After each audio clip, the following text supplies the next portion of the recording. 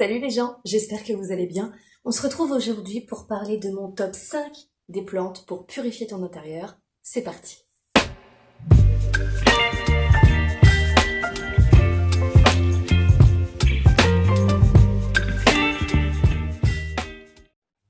Alors aujourd'hui on va parler des plantes qui vont détoxifier ton intérieur et dépolluer l'air. Alors c'est un truc qui m'a intéressée, vraiment c'est une des choses qui m'ont le plus parlé au début de mes collections et je me suis dit que ça serait intéressant de partager ça avec vous.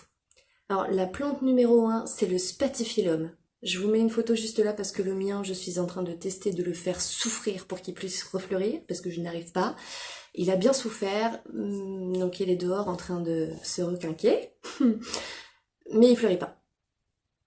Bref, c'est pas la question. J'ai du coup fait des petites recherches pour vous donner le maximum d'infos sur les plantes. Donc je ne suis pas une experte bien sûr, hein, c'est juste des choses que j'ai recherchées et que j'ai pu trouver sur internet. Je n'ai pas la véracité des informations, j'en suis pas sûre à 100%, mais j'ai plusieurs sources différentes et elles se regroupent toutes. Donc bon, ça doit être vrai. Le Spathiphyllum, il est souvent très peu cher, on en voit partout, c'est facile d'accès, c'est facile à entretenir, c'est une plante un peu drama queen. Et il fait des jolies fleurs blanches. Donc il fait partie des plantes qui viennent d'Amérique du Sud, donc plante tropicale, ça pullule là-bas.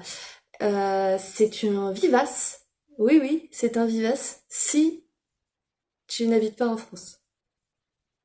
En gros, si ton extérieur ne descend jamais en dessous de 12 degrés, il va survivre. Les feuilles vont rester.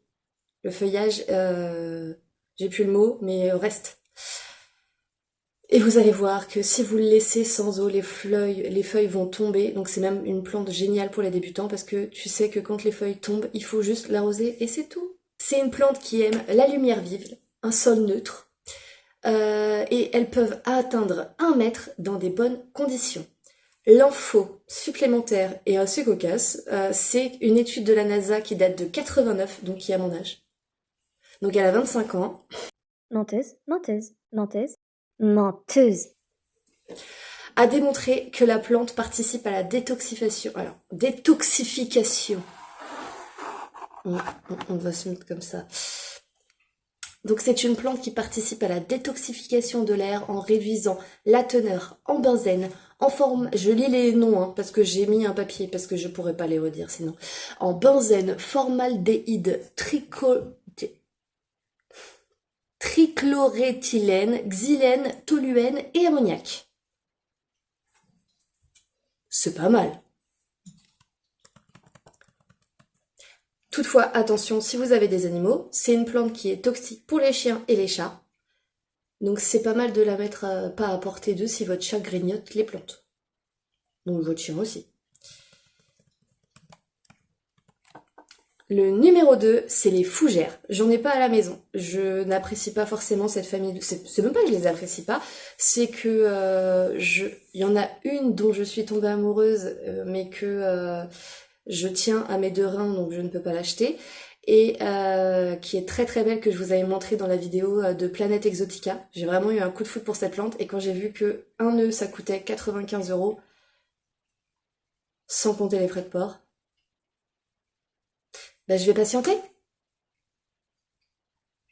Mais sinon, si vous aimez les fougères, et même si vous voulez tenter les fougères, rassurez-vous, il y en a plus de 13 000 espèces, et c'est le plus grand embranchement végétal après les angiospermes. Les 3/4 des espèces de fougères, c'est dans les régions tropicales, comme beaucoup de plantes, mais on en a aussi beaucoup en France. Et on en a même plusieurs qui peuvent vivre à l'extérieur. Mais nous, ce qui nous intéresse, c'est les plantes qui détoxifient l'air intérieur de la maison. C'est une proportion de plantes qui est aussi la plupart épiphytes. Je me suis dit que c'était intéressant de le savoir. Et aussi, c'est des plantes qui ne produisent pas de graines. En fait, elles se reproduisent grâce à des spores qu'elles éjectent, elles ont des espèces de petits points derrière leurs feuilles. J'essaierai de vous trouver une photo et de vous l'insérer là. Elles ont des espèces de petits points derrière leurs feuilles et il y a des petites catapultes qui envoient les spores et ça fait d'autres plantes. C'est génial. Et est-ce que j'ai... Non, j'ai pas les... Je regardais si j'avais trouvé ce qu'ils arrivaient à filtrer, mais j'ai pas trouvé. Mais l'info assez marrante de cette plante, c'est que, de cette famille de plantes, parce que comme je le disais, il y en a 13 000 espèces environ, et on en découvre encore tous les jours, elle fait partie des plus anciennes plantes du monde. Et il y a même des fossiles de cette plante qui datent de 420 millions d'années qui ont été retrouvés. Donc si vous avez une fougère chez vous, vous avez un dinosaure. Bah, c'est vrai quoi.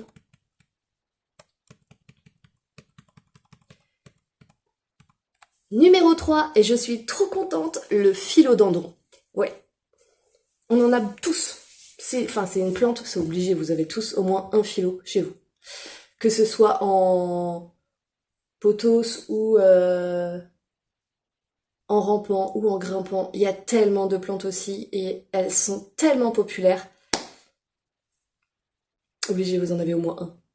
Et ben, vous avez une plante dépolluante. Voilà. Il aide à éliminer les polluants chimiques qui sont présents chez nous. C'est-à-dire, alors il y a l'éradication du formaldéhyde, du xylène. Le xylène, j'ai regardé, c'est présent dans les peintures, les vernis, la colle, l'encre, les produits de nettoyage. On nettoie tous notre maison. Et ben, c'est un produit chimique qui s'échappe du produit que tu nettoies dans la maison. Du coup, le philo, et ben, il filtre tout ça. C'est génial, moi je suis trop contente. Donc, les phylos, on en compte actuellement, mais on en découvre encore tous les jours, hein, plus de 500 espèces. Et ce qui est pas mal avec celle-là, c'est que vous pouvez choisir, il y a une diversité de plantes chez le philodendron que vous en trouverez forcément une qui vous plaira. Des couleurs, des formes, des grimpants, des rampants, des... Voilà. Vous voulez en suspendre un, mais suspendez-le. Il y en a plein qui se suspendent. Vous voulez en faire grimper un sur Twitter, il y en a plein. Ceux qui sont suspendus, ils sont grimpants. La petite astuce, enfin la petite info particulière pour le philodendron, c'est que il y a une symbolique derrière cette plante qui représente l'amour. Et le peintre Pablo Picasso, que j'ai appris un truc sur lui, mais c'est pas le sujet, s'en est inspiré pour sa sculpture Femme au jardin. Voilà, si vous voulez aller voir la sculpture, j'ai pas les droits d'image. Je peux pas la mettre là. Le numéro 4, le chlorophytum. Alors, le chlorophytum qui est aussi appelé la plante araignée, j'en ai plein de boutures juste là, avec ces petites fleurs, qui deviennent ensuite des petits bébés. C'est une plante détoxifiante. Elle est hyper facile à entretenir, elle purifie l'air, elle se plaît partout, à l'intérieur comme à l'extérieur. Même moi qui suis dans le presque nord de la France, j'en ai à l'extérieur qui repoussent. Donc, mais on reste sur l'intérieur. Tu fais des guillis? On peut la mettre en suspension. C'est super joli en suspension comme ça. Bon, là, c'est des boutures. Hein. Puis c'est très facile à bouturer. Faudrait peut-être que je les rempote hein, un jour. On peut la mettre... peu importe en fait l'exposition. Sud, ouest, nord... Hein, comme toutes les plantes, on a besoin de lumière. Mais elle est très très tenace. Vraiment. La petite info particulière du chlorophytum, c'est que c'est une drogue sans accoutumance pour les chats. Oui, non, pas pour nous. Mais en tout cas, moi, perso, enfin, je le savais déjà, mais c'est une info importante. Au lieu d'acheter de l'herbe à chat, j'ai pour prévision de me créer une petite jardinière pour Yoshi et Angel, pour qu'ils puissent aller la grignoter et devenir... Ça les détend, en fait. Comme une certaine drogue dont je ne parlerai pas ici. Et le numéro 5, c'est le Monstera. Et oui, le Monstera est une plante dépolluante.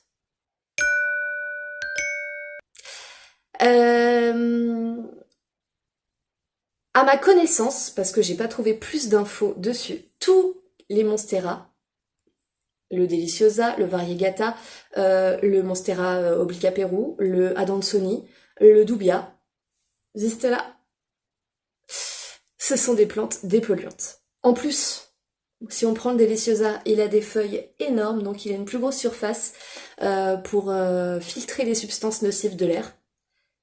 Et il ressort plus d'oxygène puisque c'est en fonction de la taille de la plante.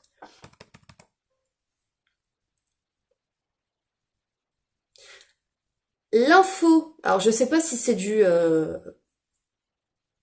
truc incroyable de fou, ma boule, mais c'est que avant le Monstera était appelé, était dans la famille des philodendrons et que même à un moment, même encore maintenant, dans certains endroits, dans certains sites, il est appelé faux philodendron.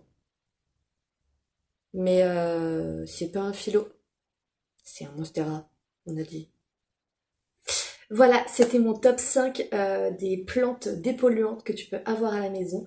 Ça te donne une très bonne excuse pour te racheter des nouvelles plantes. Parce que si on te dit encore une plante, oui, mais celle-là, elle dépollue l'air. C'est super bon pour la santé. On va mieux respirer grâce à elle. Et voilà, cette vidéo est terminée. J'espère qu'elle vous a plu. Comme je le redis, j'ai fait des recherches. C'est pas du sûr à 100%, j'essaie de regrouper les informations. Si ce type de vidéo te plaît, n'hésite pas à me mettre en commentaire. Ça m'intéresse parce que je peux en faire plein d'autres. Et si tu as des plantes comme toi, comme toi,